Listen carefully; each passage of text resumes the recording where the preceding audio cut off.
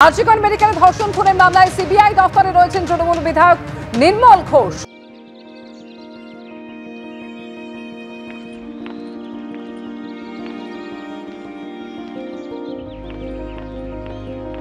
CGO কমপ্লেক্সে পানিহাটি তৃণমূল বিধায়ক নির্মল ঘোষকে আজকে জিজ্ঞাসাবাদ করা হচ্ছে। চিকিৎসকের দেহ উদ্ধারের দিন হাসপাতালে এবং শ্মশানে দেখা গিয়েছিল নির্মল ঘোষকে। ওই দিন তৎকালীন অধ্যক্ষ সন্দীপ ঘোষের সঙ্গে নির্মল ঘোষের কথা হয়েছিল বলে দাবি সিবিআই সূত্রে।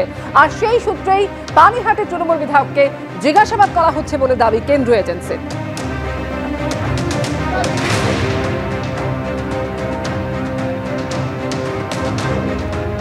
আর সিবিআই দপ্তরে যাওয়ার আগে নির্মল ঘোষ ঠিক কি জানিয়েছেন শুনবো। দেখেছে না না আমার সাবমিশন সাইন করছি, সাবমিশন আছে। কিসের সাবমিশন? একটাই তো আমার এলাকায় তো। কি বিষয় আপনাদের? বিষয় তো কিছু বলেনি, আমিও বলেছি।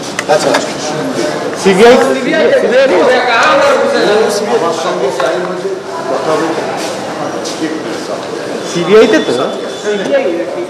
এবার আমার সঙ্গে টাইম হয়েছে, কথা হয়েছে, আমি টাইম করে কথা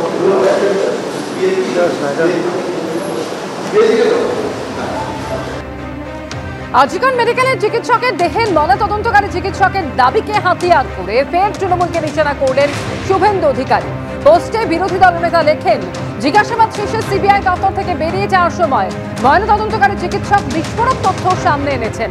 দাবি করেছেন, চিকিৎসকের কাকা পরিচয়ে এক ব্যক্তি হুমকি দেয় ময়নাতদন্ত দ্রুত না করলে রক্তগঙ্গা বইবে।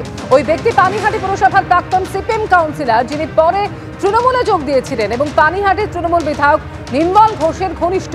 সবাই জানে চিকিৎসকের দেহ তাড়াহুড়ো করে সৎকার করা হয়। মমতা বন্দ্যোপাধ্যায়ের নির্দেশে শ্মশানে হাজির ছিলেন পানিহাটির তৃণমূল বিধায়ক। এটা আরো আশ্চর্যের যে সঞ্জীব মুখোপাধ্যায় নিহতের আত্মীয় না হয়েও শ্মশানের নথিতে সই করেছিলেন। সিবিআই দপ্তরে নির্মল ঘোষের হাজিরার পরেই এক্স হ্যান্ডেলে এমনই পোস্ট করেছেন শুভেন্দু অধিকারী।